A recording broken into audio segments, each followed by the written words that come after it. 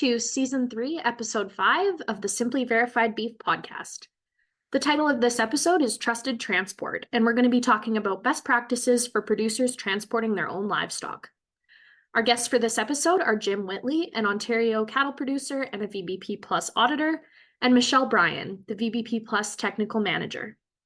There are lots of producers at this time of year getting ready to send their cattle out to pasture, so we're going to be talking about tips and tricks for how to do so safely and effectively.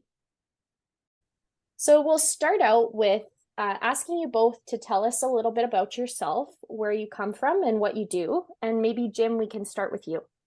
Thanks for having me today. My name's Jim Whitley. I'm 58. I'm a fourth generation farmer. We're on the Niagara Escarpment, just about an hour north of Toronto.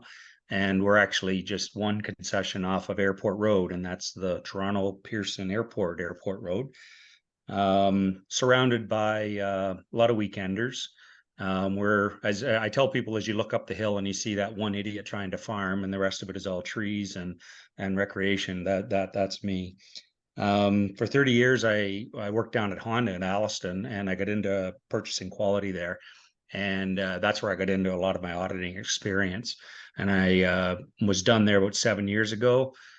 And then actually my wife wanted us to be certified VBP, which we did. And through that process, I found out that there was auditor opportunities. So my two worlds came together, and so now I'm a 50 cow Charolais farmer. I'm a VBP auditor.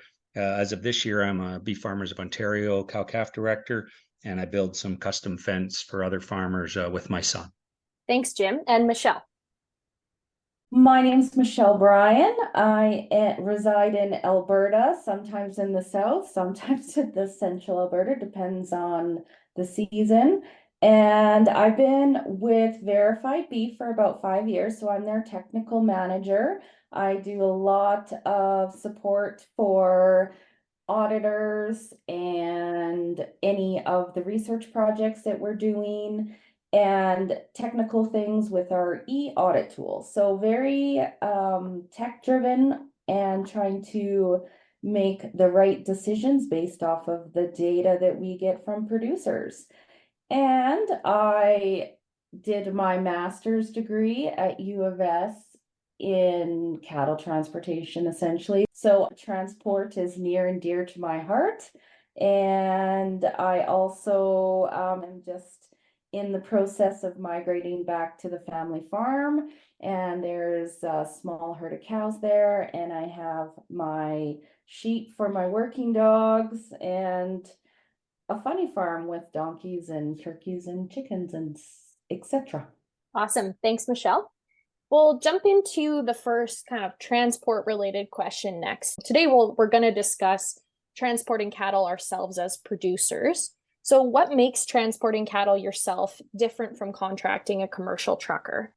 So when we are transporting our own cows, we are responsible for everything that happens in that time frame. So with that, when I'm getting ready to transport, there is a long checklist that I go through, because I don't want to have anything happen to the animals in transit. I want to be prepared for an emergency, a flat tire, weather events, because it is definitely an animal welfare event. Handling cattle can be stressful. I just like to try to make sure we have, checked everything, just because there are cows and we don't want anything to happen to them. And we want to make sure that they are fit for transport and going to be going out to the summer pastures.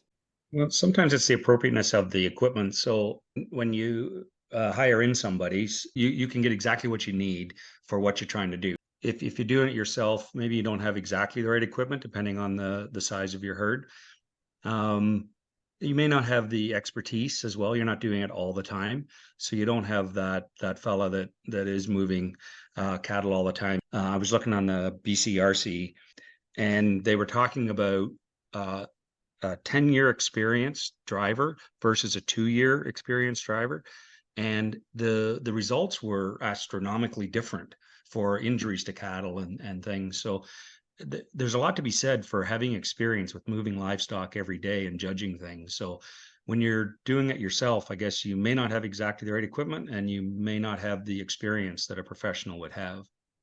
Those are the first couple things that jump to mind when I think about the difference between private, moving them ourselves and moving them with a commercial operator. Thanks, Jim. Those are two really great points, and I think they really tie into what Michelle mentioned about, us being responsible the full time when we're transporting them ourselves as well. So we really have to be extra aware of what the implications of the equipment and our experience are because that responsibility is there. Jumping back to Michelle, what are the main priorities under the VBP Plus standard for producers transporting their cattle? So what does VBP Plus care about when it comes to this type of transport?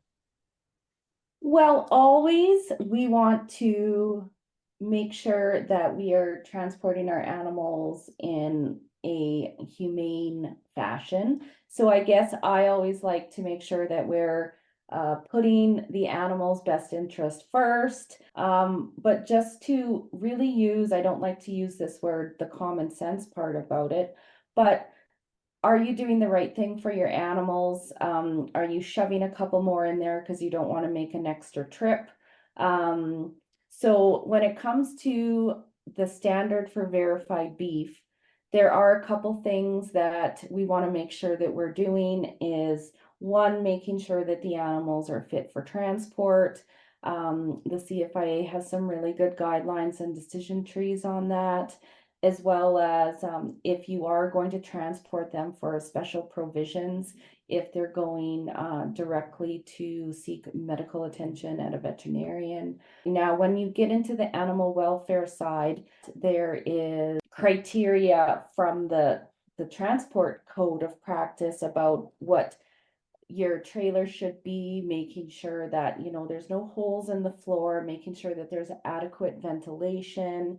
The transportation is just a moment in time in that animal's movement history, and we just want to make sure that they are going from their starting destination to their final destination as quick as possible, and making sure that we're taking all of the potential emergencies or potential hazards and trying to minimize the risk of that animal's welfare during transit. So Jim, we know you have lots of experience as a producer, but as an auditor, when you're on an audit, what are you looking for to show that a producer is doing a good job of transporting cattle and meeting those outcomes that Michelle talked about? So a lot of I reviewed the questions there again before this, and the questions are related to the equipment and the facilities that the producer has, and primarily we end up talking about handling facilities for when they're processing cattle and shipping. But when we're getting a sense of how the farmer is dealing with his cattle, it really does come down to the demeanor and how they describe cattle loading events. And you get a sense about whether there's drama or patience. And there's going to be a trend through this in my answers or discussion today, and that is about having patience and working with the cattle and not pushing them. So appropriate facilities for the operation and transportation equipment and lighting. And what I mean by appropriate is you need a different set of facilities if you've got 700 cows or 12. So that's, we're looking for that type of thing during the audit. If they volunteer information about the awareness of unfit or compromised cattle without being asked, it means that it's on their mind and they're aware that they need to be cognizant of that. So that's something I'm looking for. The last thing is to bring it full circle is the condition of the cattle. So those are the items that we're materially looking at during the audit.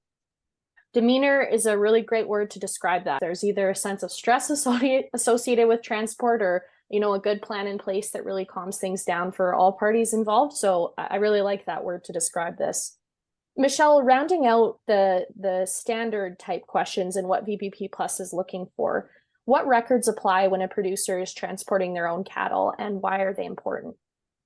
So when you're transporting your own cattle as a producer, you want to make sure that you are following any of the provincial manifest guidelines. Different provinces have different regulations, but when you're transporting your own animals, it's good to keep good inventory on which animals were there, just for biosecurity purposes. If there has been an outbreak, it is really good to be able to track the movements of the cattle back to where they were. There's a good emergency preparedness point there too. If, say, you need to prove that you need to get into an area because there's an emergency going on, you can point to that record and say, this is what I have and where I have it, and go find those animals too, which unfortunately has become more prevalent nowadays. Jim, want to jump to you next and ask more from your producer point of view now. What does your process at home look like when you are sending cattle out to pasture? So for some context, we're 50 cow Charolais herd. We're primarily rotationally pasture here on the home farm, but we have another farm about a half a mile down the road.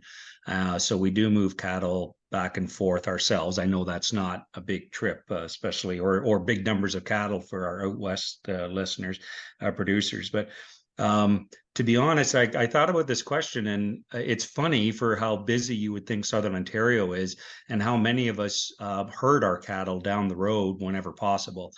And I just want to touch on it because it is the most natural and risk-free, as long as you don't have cars on the road, way of moving them. So for me, I set up temporary fence down like Polly. I use my spools, and I set up electric fence down the side of the road, and whenever possible, I'll move them down the road. But anyways, the topic today is more when we're using the trailers. And so when we're doing that, our system here is we have a swing gate. I can move the trailer up. It's level loading. And I know you guys can't see it, but I've got a swing gate that swings around. They really don't know what's happening until I've swung it around, and then I'm able to latch it. And then I give them a minute. Now they're locked in there. The humans are safe because they can't snap out and catch somebody, and they're safe. And they don't get on a trailer very often. So I just give them time in this kind of smaller area. And the only option they have then is going on the trailer. We moved some cattle here, and I had a young fella helping me, just a neighbor kid. And actually he became a bit of an issue because he was doing a bit of a push job, and they weren't moving. So I really had to reinforce with him, it's okay, when we're moving cattle, just let's take our time and let them find their way. I love that you mentioned patience and taking your time, because we talk about wanting to get animals from point A to point B as quickly as possible, but lots of times the most efficient way to do that is by taking our time and slowing down. So I like that you flip that concept around. Next question is for both of you. And want to dive next into something that Michelle has mentioned, which is animals being fit for transport. And want to just ask the general question of, how does a producer tell if an animal is fit for transport, and what are they looking for? So when it comes to fit for transport, there is a lot of things to take into consideration. So the correct answer to this one is to look at the CFIA decision tree and then consult your subject matter expert, which would be a veterinarian. But sometimes, you just think about, okay, what's in the best interest of the animal? So how long is the trip? What is the trip for? Like, for example, if you had a mama cow with a baby and she had maybe a mild lameness, she is a little bit slower than the herd, but she seems to be okay to go with the rest of the herd. And is it better for her to be out on pasture for the rest of the summer, or in the farmyard where it might be a little bit muddier and making her condition worse? And so obviously if it's a respiratory or a calving issue, that is a different part of the decision tree, because you don't want the transport event to cause more undue stress. But if it's to save their life, to go to the vet or that type of thing, that's going in the best interest of the animal. So it is kind of a hard question, because you do have your decision tree that you should be following.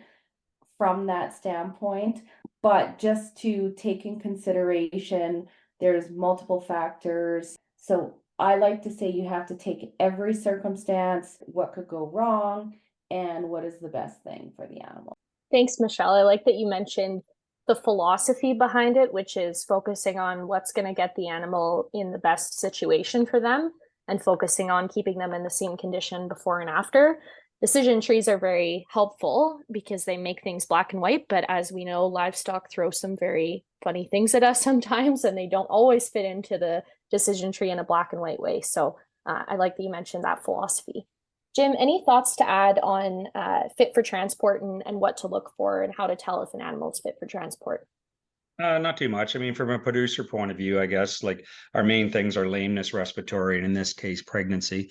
And if they're in poor condition of any of those three, then you really need to consider the time and distance, time and weather conditions of what you're putting that animal into. So that's from a fitness point of view, not to fall back on common sense, but those are the three: respiratory, lameness, and pregnancy. And are they close? Great. Thanks, Jim. Next question again for both of you, which follows along on that last one. If we find that we have an animal that isn't fit for transport, so there's some issue that's arising from us inspecting them, what should we do? So we have to know, we have to make subjective judgments that are in the best interest of the animal, not only the best interest of our bottom line, and come up with plans for those cattle that came lame on the day when everybody was supposed to leave. So when you come across something unfit, you do have to step back and take a breath and take a pause. You have a plan. Something's come in and screwed up the plan. So what are you going to do now? Nobody wants to ship a thin animal or a weak animal 5 hours and cause it duress. So we need to make plans for those animals that are in their best interest. So I guess the main thing is I'm going to break my response up into two parts here. So if the animal is not fit for transport prior to shipping, I would make sure that you've made the decision that this animal's not going on the truck. I always find that people leave that animal alone and then it gets very excitable and stressed. So I always like to, okay, if you've made the decision, give it to some friends or go put it back right away with the herd, just so that animal's not by itself jumping a fence, that type of stuff. And the next part is that if the animal is loaded and on the truck, and you stop and check your cattle and you notice that one is not fit for transport at that time, again, the same philosophy is going to take into place. How long before the final destination? Or do I try to find an auction market and unload her, or go to the vet clinic, and who else is on the truck? So again, you're always trying to think about, the animal at that time, and that's why it's really important to make sure that you guys are stopping and checking your cattle. But again, you're responsible for those animals on your truck and trailer. So just to make sure that you are monitoring them, and if the plans change, make sure you have a contingency plan. Thanks, Michelle. Great tips too. We think about fit for transport as a before check, but that can change throughout the journey. So that's an important consideration too. Next question, we've talked a bit about equipment so far and having the appropriate equipment for the situation. So let's say, a producer's gone through all this, they've got the equipment that's most appropriate for their situation in terms of how many animals they're moving, how far they're going. But what other considerations does a producer need to look at equipment-wise when they're just starting out on a journey? Well, usually if you don't have a spare tire, you'll probably get a flat tire. So I always like to make sure my tires are good and I have air in my spare tire. And I also make sure I have the proper socket to be able to change a tire.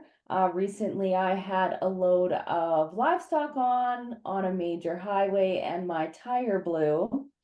And luckily I had a snipe, the right wrench, and a little tire ramp that I can just drive ahead instead of having a jack. And I had my spare, and I had it changed over in a short time. The other thing that I feel like everyone has issues with is their trailer lighting. I always try to check and make sure that that's working. So I just like to be prepared to make sure that the trailer's in good condition. I've got stuff for the truck. I've got the proper ball and hitch combination.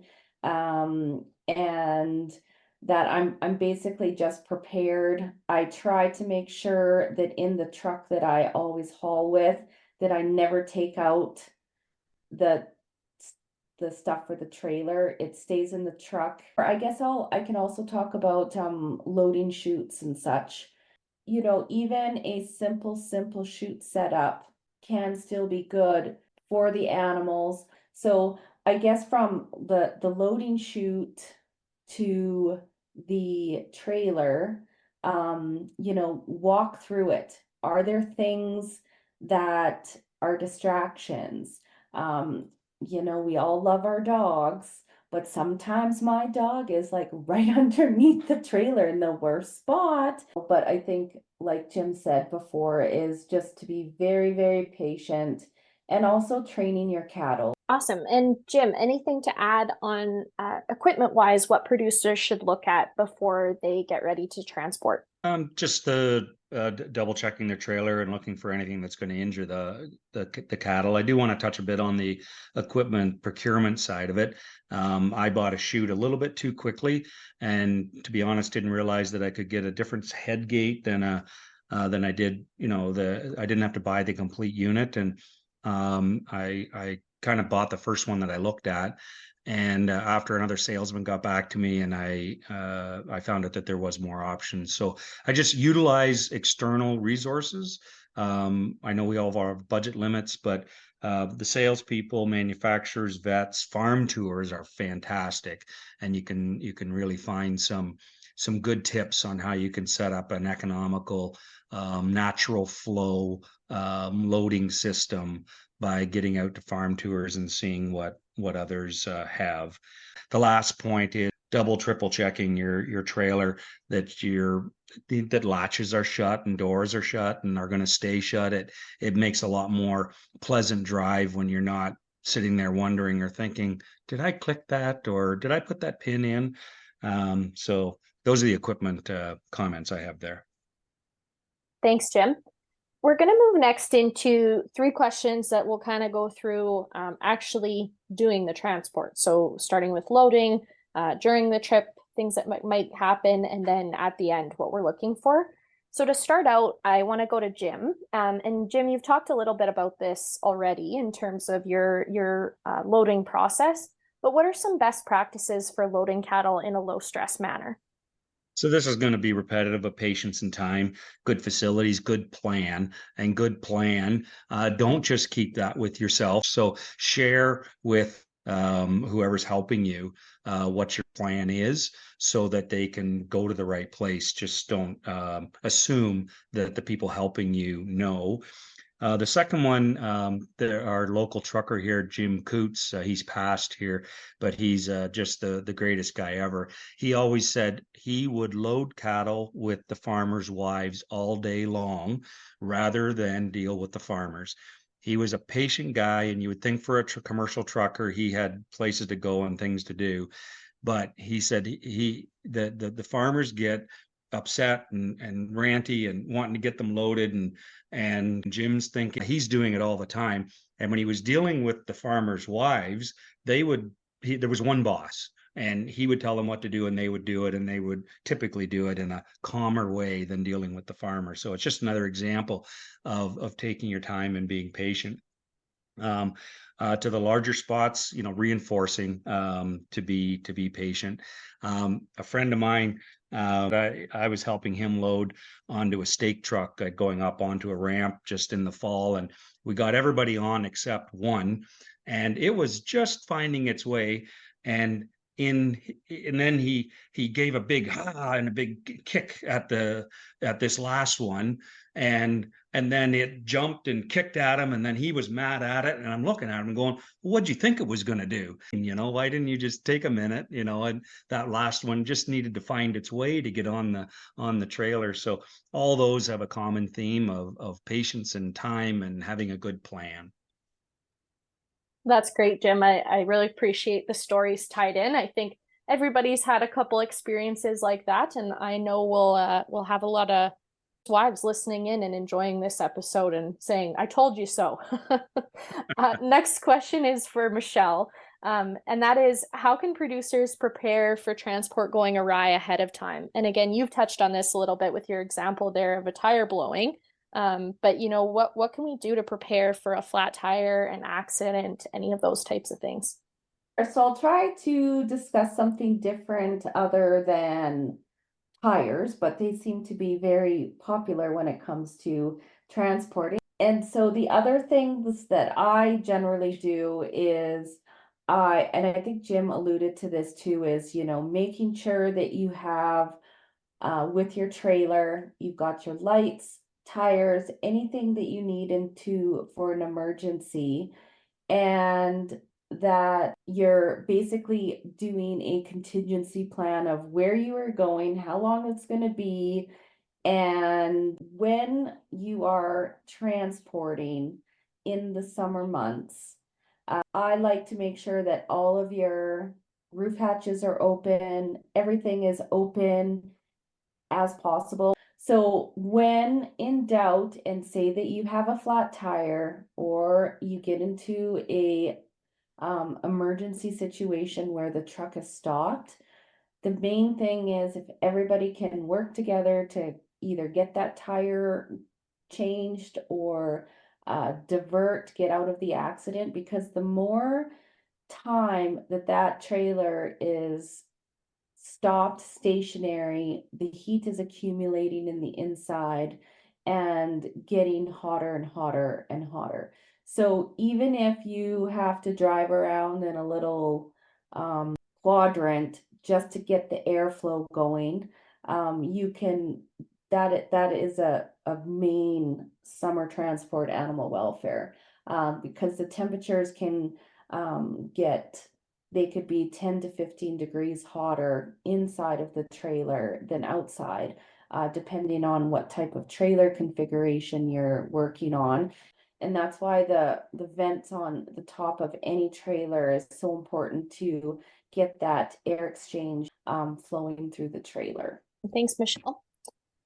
Next question is going to be kind of the completion of the journey. So let's say we've arrived at our destination.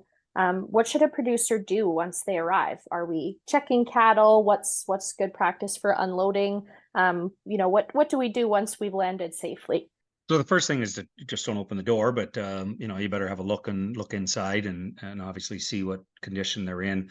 But the receiving facilities, like everything we're talking about here, and Michelle's been talking primarily about, and that's her expertise, about the trip and what we can do. But the highest risk is when we're loading and unloading. And actually, this spring there was a story up north of a producer that brought in 60 stalkers from the west and let them out onto recently fenced pastures, but they had no paddock. Those cattle came off the trailer, and it only takes one, and they took off and just blew through this new four wire barbed wire fence. And they're out in the bush, and there's 60 head gone. So you can imagine at these prices today, what a risk that was to not have a corral to be able to settle the cattle and get used to their environment before letting them out to grass. And as far as I know, that issue still exists. I don't know that they've found all of them. The next thing, I guess, just and it comes from the BCRC video, don't dilly-dally. Once you've got there, there was some study done on there, but even 30 minutes of sitting on the trailer once you've arrived, but there's significant shrink, health, and injury issues from sitting waiting for 30 minutes once you've arrived. So have a plan, get there, be ready for the cattle to be received, and get them off the trailer and let them settle.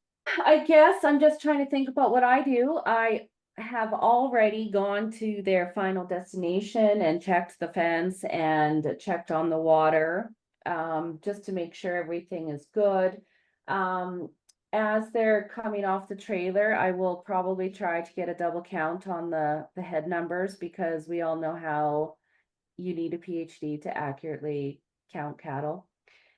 So to get another count on the cattle, and then the next thing I would be doing, I would take a little look at the animals, making sure that everybody's paired up properly. And I will then probably more than likely clean out my trailer at the pasture I'm at, just to make sure, if there was anything in that trailer, contaminants, etc., that it's staying with those animals that are there. Thanks, Michelle. That's a good point to add, is the cleaning of the trailer. That's part of the equipment maintenance portion too. It's good for the trailer, good for biosecurity. So thank you for including that. Next question is for Jim, and you've shared a few already, but any other stories of when transport either went really well or maybe not so well? Well, I have one that went really poorly, and that was me myself. So we'll put it in context. I was 22. My dad was having health issues, and things were a little tough on the farm, let's say. And at that time, Ontario Stockyards was down at St. Clair and Keele in Toronto. It's now up at Cookstown, a lot closer. But we had a 5-ton steak truck, and I was taking fat cattle down after work. I was working construction during the day and trying to farm on nights and weekends. So it's important I put some context around this. But I was headed down on the 427. It was 3 lanes then, and you had to turn left onto Eglinton. So I was over in the fast lane, and this really friendly city guy came up and was waving at me, which I thought was strange. And then another one waved, and then I knew something was wrong. And I pulled over on the fast lane, and a heifer had come out of the back of my truck, just right by the airport. The heifer, as I ran back to get the door, another steer dropped down. So now I've got 2 of them here in the city. So I went running back. It was about a click back to get to her. And by the time I got to her, she'd actually got up and ran north.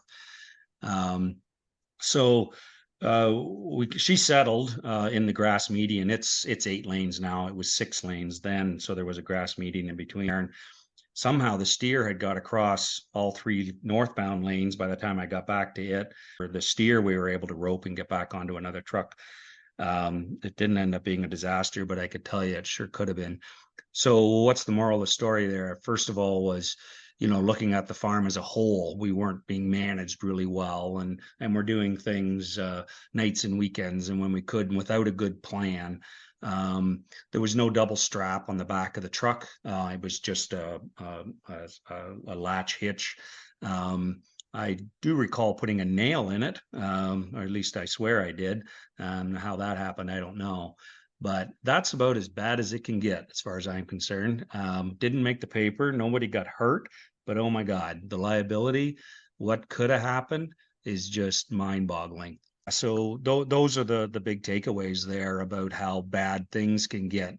So the local farmer that helps me truck now, he has a Wilson trailer. It's beautiful, and it latches and straps, and he's got this big belt he puts on, and he says, that belt right there, just I can have a conversation and just be very calm and cool during our drive as we go to get today, Jim. He tells me that every time, and there's nothing wrong with double and triple checks. That sounds like everybody's worst nightmare for sure. So, but a good lesson learned. And I love that you brought up the human side of it too. Sometimes we're stressed out just from the process itself, or maybe there's other things going on that are stressing us out, and that can sure change things and make us forget the little checks. So sometimes having that plan in place ahead of time can really help with those reminders. So appreciate you sharing that story. Michelle, what are some resources producers can look at if they want to learn more about transporting cattle? You can go to the Verified Beef website, and there is a transportation section there. That is a good resource. You can look up the code of practice for transport, and you can also look at the Certified Livestock Transporter course, which they just recently published, and it is also a good resource for training. Thanks, Michelle. And last question for both of you to wrap up. Any last words of wisdom for producers that are getting ready to haul cattle in the next couple months? One of the main things I always like to focus on is the footing and the traction. I know when it's icy out and the cattle start slipping, it just seems like things tend to go astray after that. So again, if the cattle are slipping and tripping, I would probably stop, put some shavings and sand down for them. And I also think lighting inside of the trailer is very important. You guys don't like going into a black hole there, so I always like to make sure that I've got a window open if possible, depending on the trailer configuration, or just making sure that there's enough light. Sometimes it's easier to load in the dark with having a light in the trailer. And the other thing is that if some animals inadvertently don't want to go in and you have a lone animal sitting there, I generally just take everybody back off the trailer and reload, because that lone animal's probably end up jumping the fence or hurting themselves. So of course, making sure that the animal welfare of the animals are going to be basically in the same fitness when they stepped on the trailer than when they stepped off. Thanks, Michelle. And Jim, any last words of wisdom? Yeah, just for moving cattle, take some time to YouTube is fantastic. We all know Temple Grandin about the equipment and how we can get things set up. We had a fellow up here from I think Nebraska, Tom Noffsinger, an older fella, a vet, feedlot vet. And what he taught us was about the movement of cattle, like how to move cattle physically yourself out in the yard, not really equipment related, just how the psychology of a cow.